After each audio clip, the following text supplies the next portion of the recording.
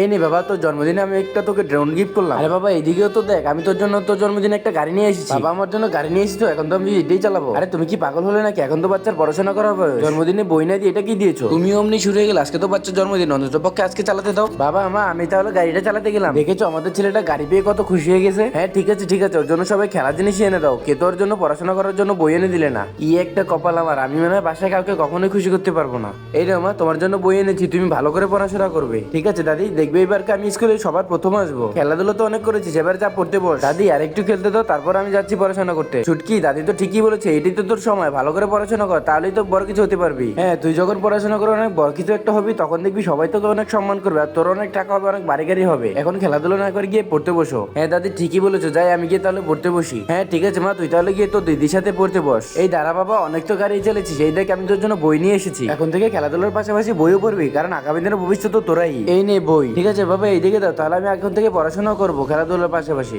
দেখবি পড়াশোনা করে আমি অনেক বড় কিছু একটা হবো।